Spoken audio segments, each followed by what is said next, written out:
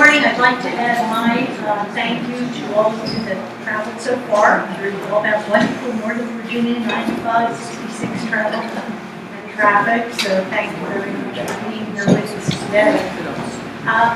In your program, there is a delightful rendition of the professional accomplishments of our speaker today.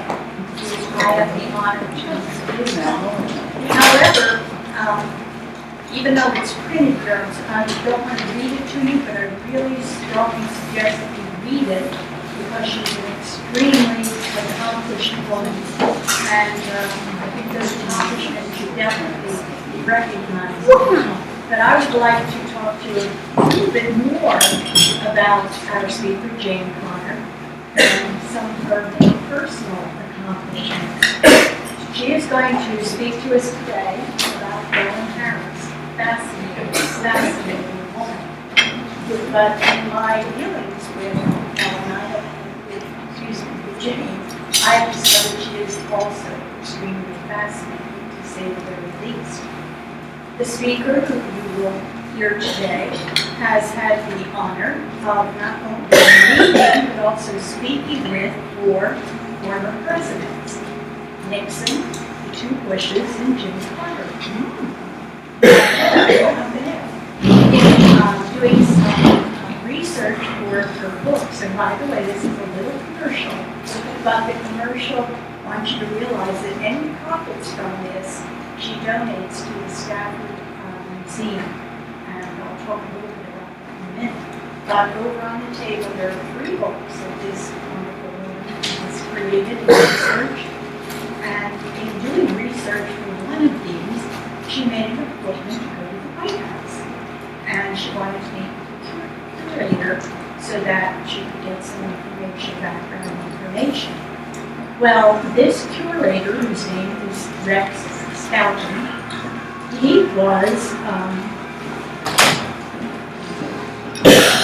all my notes here, he was the chief White House usher from 1969 to 1986. And then he became the White House curator for the presidencies of President Reagan, H.W. Bush, and Clinton. This gentleman, and Truman too, and this gentleman, who was a curator at the time that she was setting up the meeting, not only met with her, but he invited her to lunch. And not only did he invite her to lunch, but the 2 of them became collaborators, so to speak, and eventually became very, very good friends. And this gentleman actually walked down the aisle at her wedding. So she's, as I said, fascinating background. But all this history and research she has done has also brought about some very interesting things in our country. She had lunch at the White House, and she was researching at the time the preservation of the historical nature of Government Island. Are you familiar with that? In the Quia Harbor, Quia Harbor in Stafford County. That would be a good thing to go do. Check it out. What is historical about it? It contains sandstone that is used in many of the buildings in Washington, D.C., the Capitol, and the White House. Okay? She, therefore, as a result of her research, had to present this history and the importance of the land before Congress. So she actually presented, she's presenting to you, but she also presented to Congress. And as a result of that, that has become a national monument. Okay. In addition to that, because of her relationship and friendship with the chief White House curator, he was doing research and wanted to find some information about this White House. And I don't know if you know this, but for many, many years, the White House was repainted on the outside every 4 years.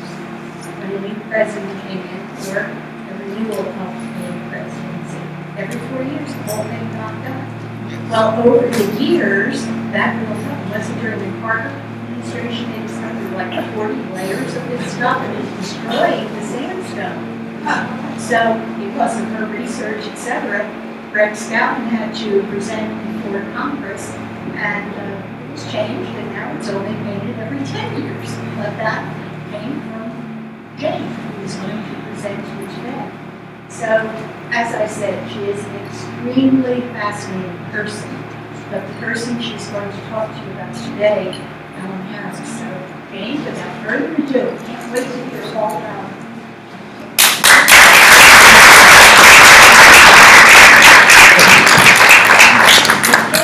Moves us out. Thank you, Helen, so much. She mentioned about Government Island, and I heard about all, thank you, John, but I heard about all the many places you guys have gone to, and there are so many places to attend in Stafford County, and I wish I would have brought something out about the various places to go. But go to Government Island. It was purchased by Pierre L'Enfant in 1791, and it was called Prince Island. But in 1791, Pierre L'Enfant purchased the island for the government. Now it's called Government Island, but it's where they quarried the stone to make the White House and the Capitol. It's free of charge, and now we have a boardwalk going out. Before, I used to have to put on boots up to my knees, put down logs to get over from place to place. But anyway, I was so fortunate to appear before Congress and get it saved. So now there's a boardwalk, you can go over there free of charge. So and we have signs that we put up all around the island. So please go there. I gave you a little card about Chatham. Chatham was built in 1771, and some of you have already been there. It's in Stafford County too, free of charge. It's owned by the National Park Service now, but it's free of charge. There's Washington, Jefferson, Lincoln, and Eisenhower have all been here to Chatham, and it's just fascinating. And we're going to find out about Helen Harris, who was there too. So, but please consider, Stafford County has really a bum rap. 2/3 of Stafford County has a Fredericksburg mailing address. So everyone thinks that they're going to Fredericksburg, but Fredericksburg's a small little city, but we have like 50 times more population than what they have. But 2/3 of the county is a Fredericksburg mailing address. The upper part of Stafford County belongs to Quantico, the Bancorp. So there's just a little portion that's called Stafford County, but it has more history than you can believe. I could go on and on. Captain John Smith was there. It goes on and on. But let me tell you about this remarkable woman, America's Florence Nightingale, Helen Harris.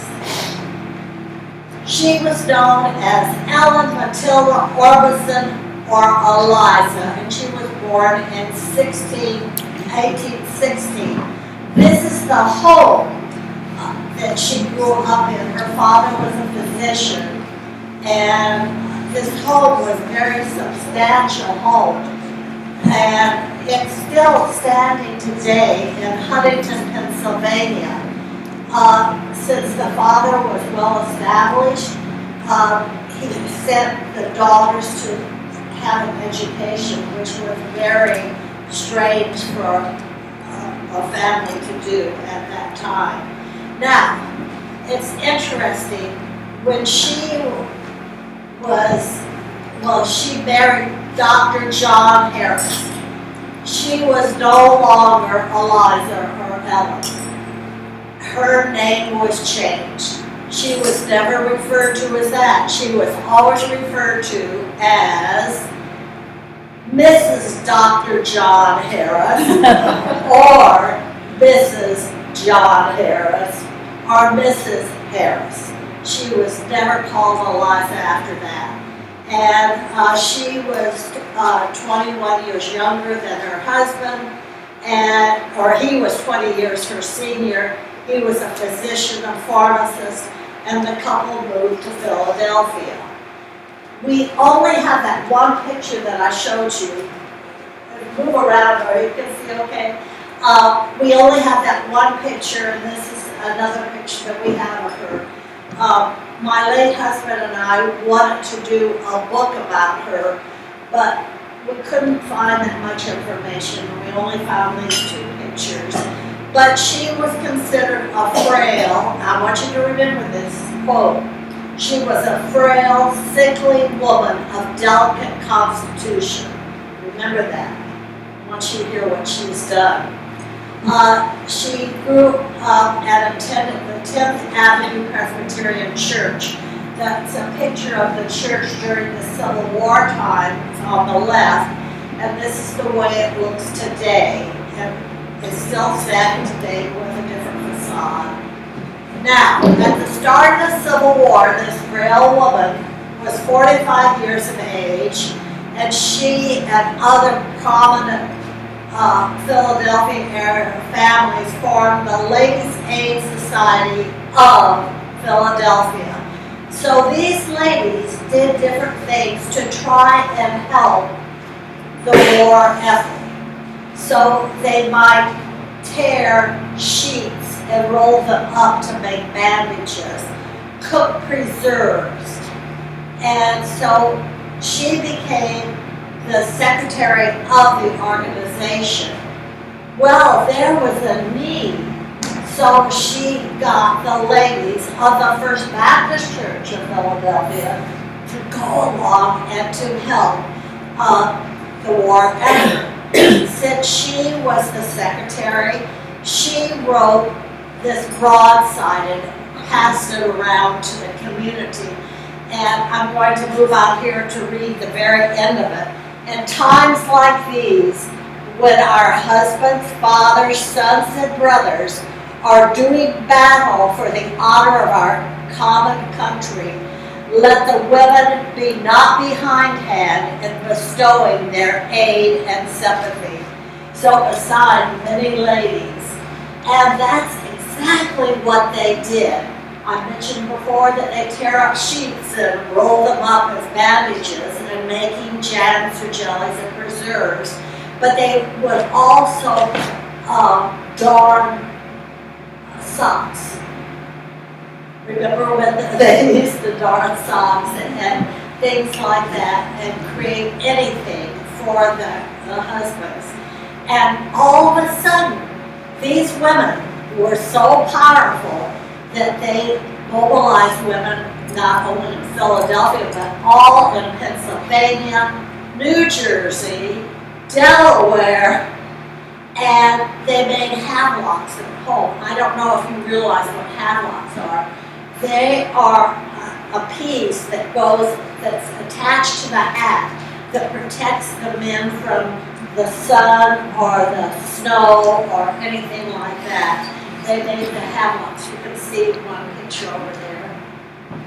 Now, Ellen decided that she wanted to inspect. This is a frail woman, 45 years of age. She inspected over 100 Washington area federal hospitals. But she had scathing reports about them, outrageous care practices, and it led to immediate reform. She went down for the Peninsula campaign down to Fortress Monroe. And I like this picture just because I saved the island for the stone. But the same stone, a quiet stone that made the White House and Capitol. This is the Sally Port, and it is stone from Stafford County too. It came down there. Now during the Peninsula campaign, she observed the wounded and the dead, and her letters were published and distributed in the North, triggering extensive flood of supplies. And these supplies didn't go anywhere. They went directly to Ellen because she was the one that wanted to distribute them. And where was the Peninsula campaign? I don't know what that is. Oh, it was just Peninsula of what? Maryland, Virginia. Virginia. Okay, thank you. Virginia. Northern Neck. Oh, okay, thanks. Newport News, etc. Oh, okay. Yeah. And thank you, Charles. And then she worked with eager vigor on ships or in field hospitals. Now, after the Battle of Bull Run, which was, now I'm going to go Back. year by year, but this was the battle in August of 1862. You'll see there that the Union lost 1,747 men, but wounded were 8,452. What Ellen did, she went on the field because she could tell that some of the men were really wounded. She got down on her hands and knees and felt these men to see if they were dead or if they were just wounded. And she put their heads on her lap and she would stroke their hair, and she had a little notebook with her. And she'd write down information. And some of these men would say, yes, my mom is by herself and she lives in wherever, and she would get the address, and then when she got someplace she would write to the men. Some of the men said, I know I'm going to die. Would you cut some of my hair and give it to my mother? And she did this.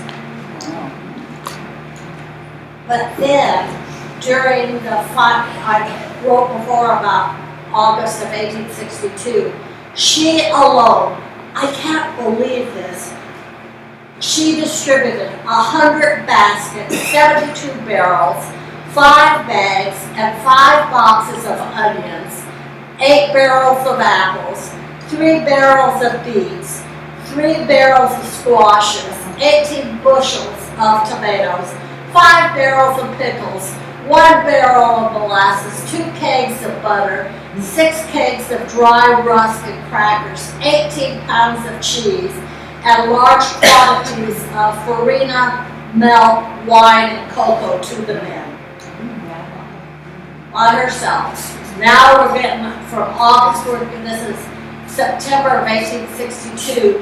This was considered at Antietam the deadliest one-day battle of the Civil in American history. And there were 9,549 Union soldiers wounded, and Ellen found herself cooking, feeding wounded, caring for the wounded, leading prayers, and even singing. And so she did the same thing here. Put the man's head on her lap, stroke their hair, rub them wherever they, rub my arm or my arm hurts or whatever, and said prayers with the men and sang with the men. And she accompanied the Army of the Potomac to Stafford. That was a picture of the soldiers in Stafford. And she went to Chatham, which I just gave you this brochure of. And this is a picture of Chatham, what it looked like during the Civil War. This is what Chatham looks like today. And after the Battle of Fredericksburg, which was December 11th through the 15th of 1862, 9,000, almost 10,000 Union soldiers were wounded. She was there at the Lacey House. Now, let me tell you what picket duty is. This is a drawing that was done during the Civil War, because a lot of times newspapers wanted to publish in their hometown what their loved ones were doing during the Civil War. So this talks about picket duty. You can see that's the Rappahannock River on one side. There were pickets on either side of the river. One was the Confederate, one was the Union.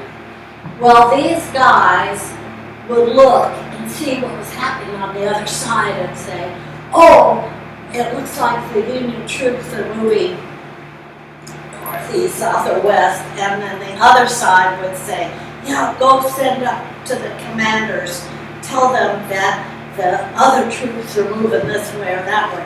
Well, being a picket was sort of boring duty. because you would just be sitting there watching to see what was happening, and a lot of times nothing was happening. So these pickets, one side to the other, they start talking with each other across the river, and they would actually make little boats, and maybe one would put tobacco on there and shove it across the river, and the other way, if they had some food or something, they'd send it the other way. It was fine if the weather was good, but if the weather was bad, you didn't want to have picket duty out there in the elements. Well, it was a snowy, wet winter in 1862, and these picket guys just froze out there. You know, there were usually two on either side, one watching, the other one sent up to tell their commanders what was happening. Ellen was in Chatham. This was on a Sunday, and Ellen expressed herself so beautifully. When I read it to you, I think you can sort of have a picture of it in your mind. Could you have looked in upon us at breakfast time, this day of sacred rest, your eye would have fallen on scenes and groupings, all out of harmony with its holy uses. As I said, it was a Sunday. One cooking stove pushed to its utmost capacity, groaning beneath the weight of gruel, coffee, and tea. Around it, clustered soldiers, shivering, drenched to the skin. Here and there, a poor fellow coiled upon the floor, too full of pain and weariness to bear his own weight. Seated along the table as closely as possible were others, whose expression of thanks told how grateful the simple repast was. Bread, stewed fruit, and coffee, all alike were wet and cold, having been exposed throughout the night to the driving snow and rain, the most uncomfortable one of the season. But can't you just, aren't her words wonderful? You can just picture there at Chatham. They said that they were lined up on the floor, just one body to the other, just trying to stay warm. Those that couldn't get into Chatham were laying out in the snow outside. So I think she just expresses herself so beautifully.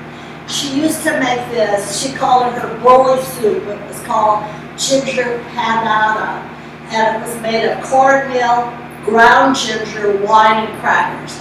And she'd feed it to the men, and it would fill them up. And how did she, Mrs. John Harris, Mrs. Harris, Eliza Harris, Ellen Harris, ever get her name? America's Florence Nightingale. Well, it happened when she was at the Lacey House, Chatham, because Lacey House was also called Chatham. So a letter was written by R.E. of the 108th New York to the Rochester Democrat and American, and that was a newspaper published in April of 1863. So this letter was written by this guy by the name of R.E. to the newspaper. And he wrote, "Much has been said respecting the Lacey House opposite Fredericksburg, but we think not all. We attended an excellent prayer meeting in the same place. Mrs. Harris, the angel of the 2nd Army Corps Engineers, all such meetings. She has one every evening, besides attending to the distributing of good things forwarded to the sick soldiers by the Philadelphia Lay Society. She be the agent for such. In fact, she is another Florence Nightingale." So these men really appreciated this woman and all she had done. Now, this is a picture of General O.O. Howard, Oliver Otis Howard, and he was known as O.O. Howard.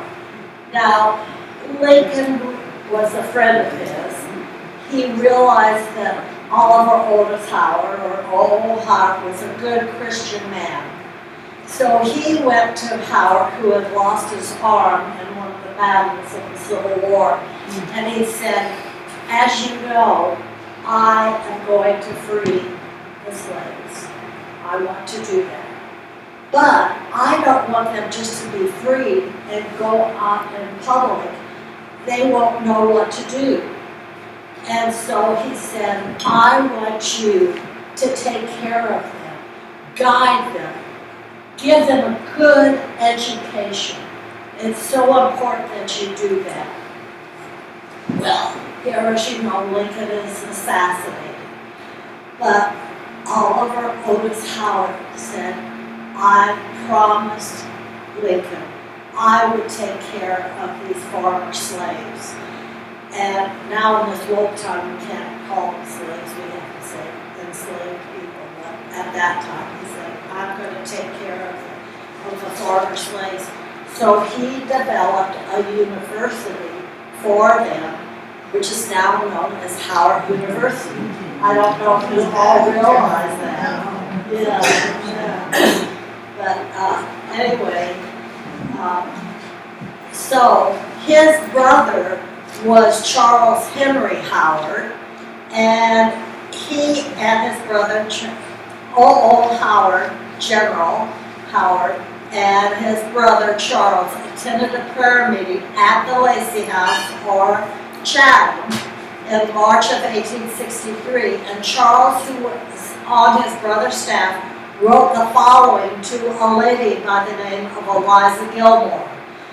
He said, 2 ladies who attend upon the hospitals, etc., in this army make that house their headquarters, and they have a prayer meeting every night attended by members of the regiment camped near and by the pickets which are along the river a few rods off, and only half of whom are on post at a time. We found the room crowded. Otis took up the greater part of time after we got there, though we sang twice and a prayer was offered. There has been a conversion there during the past week. Mrs. Harris is the lady who is the leader in the matter. She was called in a speech at the Hall of Representatives of D.C., where Otis spoke on our way home when on leave. The Florence Nightingale of America. She is an old lady, above 50, I should say. Really old. So what was the average age lifespan then? I don't know, but Wouldn't that be interesting? Yeah. 55. Anyway, today you can go and see Aquia Landing in Stafford County. There's a little sandy beach there. But this is exactly what it looked like at that time. Now, there were 150,000 Union troops in Stafford County.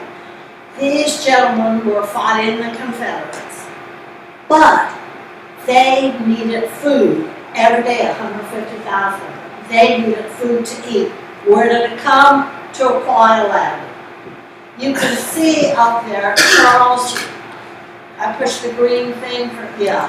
You can see here these are all warehouses. Out here, you can see there's side wheelers, basket ships, all kinds of boats. These boats would come from D.C., go to Aquia Landing in Stafford County down the Potomac River, and they would put shoes, boots, clothes for the men, food for the men. Most of these men had horses. There were wagons that were pulled by horses or else mules. Guess what? All these men needed food. All these men needed uniforms and boots. All these horses needed to be fed. All these horses had to have saddles all over and various things. So it all came down here as a storage area, and then it would go from here into Stafford County. So she realized that there were lots of men that had to go to Aquia Landing to get on ships to be taken up north to DC to hospitals. And she paints such beautiful pictures, but this is sort of a sad picture about putting men in ambulances. They were just wagons that had a side that went up. And she said, by day and by night, I see their poor mutilated limbs, red with inflammation, bones protruding, worms rioting as they were held over the sides of the ambulance to catch the cooling breeze. All those anguished faces, what untold suffering they bespoke. Many a lip quivered, and eye filled with tears when approached with words of sympathy, and not a few told how they had prayed for death to end their sufferings as they were dashed from side to side, often rolling in their helplessness over each other as they were driven those 20 weary miles. And at the Battle of Chancellorsville, that was in April of 1863, there were 6,849 Union soldiers wounded. She was there.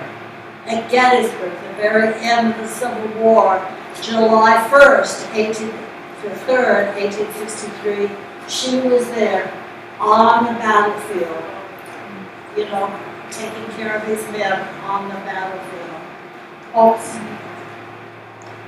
And when she was there at Gettysburg, she became the first female anesthetist. And then she was at Salisbury Prison in North Carolina. This was a Confederate area. She was there at the prison taking care of the wounded soldiers, both the North and the South. But this was a Confederate prison, but some of the Union soldiers there, but she took care of the Confederate men too. And this is Andersonville Prison, which was a Confederate prison in Georgia. Guess who was there? The frail lady. After the Battle of Appomattox in 1865, which was the end, she was there. Then her husband, Dr. John Harris, he was appointed U.S. Consul to Venice, Italy. So after the Civil War, they both moved from the United States to Venice, Italy. And the couple stayed there for 11 years. And she and her husband entertained many people. And who do you think she entertained? I gave you a hint there. Whistler, there's a picture of Whistler's mother. And listen to this quote. She even invited one American to stay in her home. He described her as a delightful old lady. So, anyway, in Florence, Italy, Ellen died at the age of 1902. And my husband and I had a friend who wrote Italian, and they wrote a letter for us to the people in Florence, Italy. And no one knows where she's buried. No one knows anything about her, which is so sad. But anyway, Frank Moore wrote this book, Women of the War, and it was published right at the very end, 1866 to 1867. And I think this is such a beautiful tribute to her. In this book, Women of War, he said, the story of her labors by 1,000 deathbeds, on the field, in hospital tents, in shelter tents, in transports, or in lodges for the refugees. We are at a loss which most to admire in Mrs. Harris, the practical good sense with which she labored for the physical comfort of the sufferers, or the abounding Christian zeal and love with which she always strove to make sacred impressions on the minds of those she met. If there were any such vain decorations of human approbation as a crown or a star for her who in the late war has done the most and labored the longest, who visited the greatest number of hospitals, prayed with the greatest number of suffering and dying soldiers, penetrated nearest to the front, and underwent the greatest amount of fatigue and exposure, that crown or that star would rightfully given to Mrs. John Harris of Philadelphia. So isn't that amazing?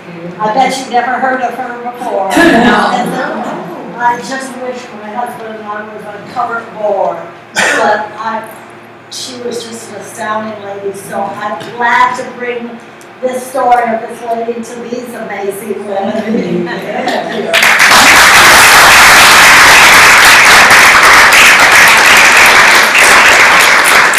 I don't get any, like today, I was given a gift. Where are you, Helen? Thank you for my speaking here today. But I'm giving it, we don't have a museum in Stafford County. We have so much history, but we don't have a museum. So every penny of that is going for a museum. And I have 3 books, and I don't get any money. I give every penny for a museum. And hopefully we'll have one day that you can all come and enjoy. The first is Birthstone of the White House and Capitol. That's about this wonderful story about using stone from Stafford County to build the White House and the Capitol. And that usually goes for $20, but today you could have it for $15. Lincoln in Stafford. Lincoln was in Stafford 6 times for a total of 14 days. He was in Stafford more than any other place outside of Washington, D.C. And I went and got letters written by soldiers who Lincoln would go in the hospital tent and he'd sit down, he'd take off his tall hat, and he'd ask them, well, where were you hurt? Do you, sort of what Helen did, are your parents still alive and all?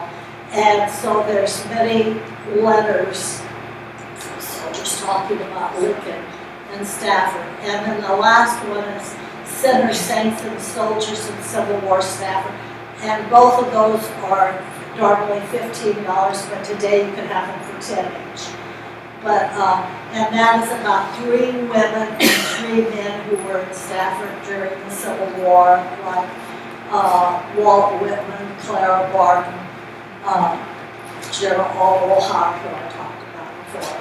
So those are there for you.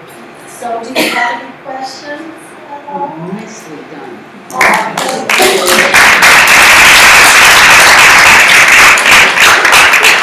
think there was one question. Okay. Sorry.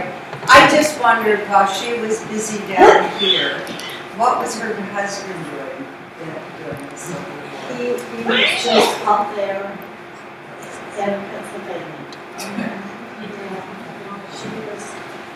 She was 21 years younger than he. So, Yes. But she would join him in Italy. Yes. In 1902, how old was she? She was 26. What? She born 16? I don't know. I have to go back. Yeah. She probably 16. I think to me you said she was born in 1816, so that would be This was 86. 76 or 86.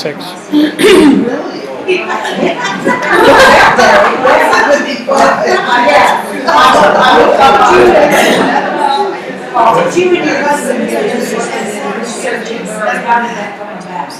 Okay, remember that quote where she was saying she was there at Chatham on a Sunday, or Lacey House on a Sunday, and there were men cold on the ground and everything?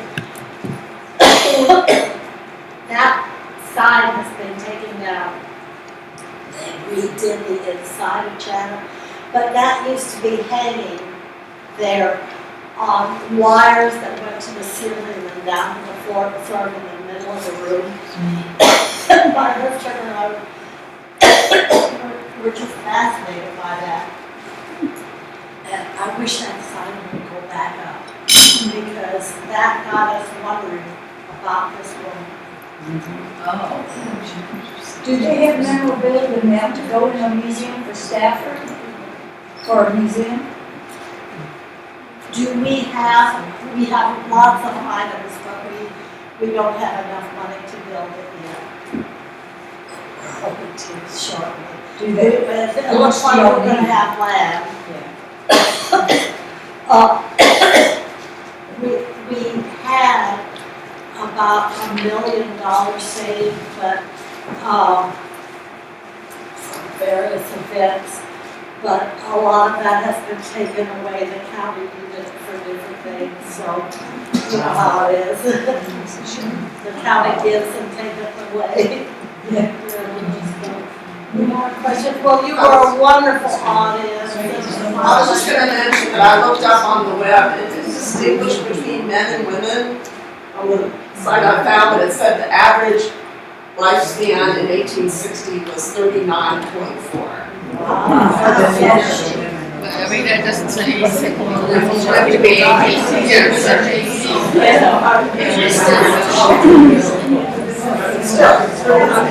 It's still young, it's still young. That makes 50 old. And do try and visit Chatham, and do try and go to Government Island, free of charge, walkway going over there. So, come to Stafford and see what we have there. And I'll be over here.